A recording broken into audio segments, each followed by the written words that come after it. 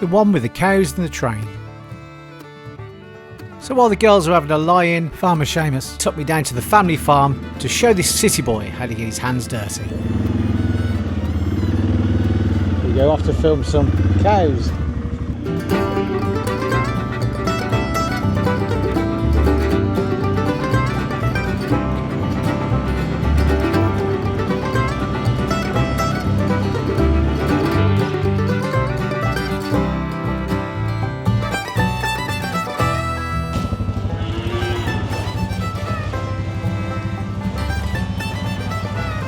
Hey there, mate.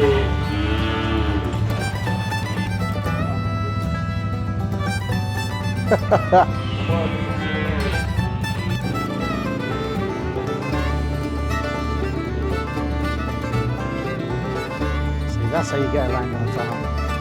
None of this walking nonsense.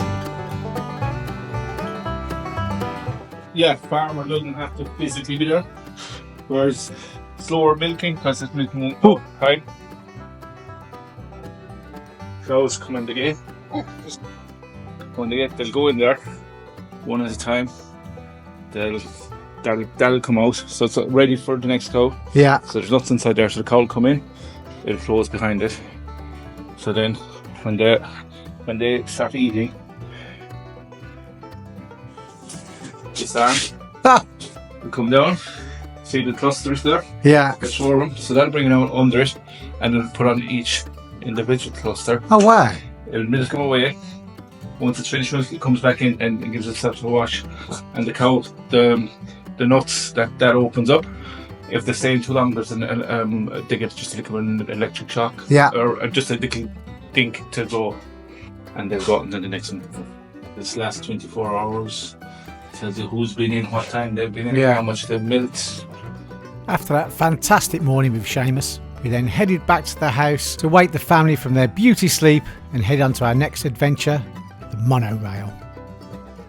So for all you railway buffs out there, this monorail was an experimental narrow gauge railway in County Kerry in Ireland that operated from 1888 to 1924. It used the unique single rail system supported by an A-shaped frame, and it ran between Listowel and Ballybunion, carrying passengers, livestock and goods. It was then closed due to competition from conventional rail systems.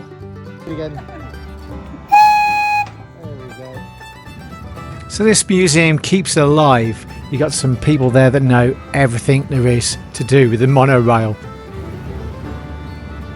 Believe it or not, it was quite interesting, and they take you out for a little trip back and forth and also show you how it used to turn around at the top. They said if you're into your trains, this is well worth a visit.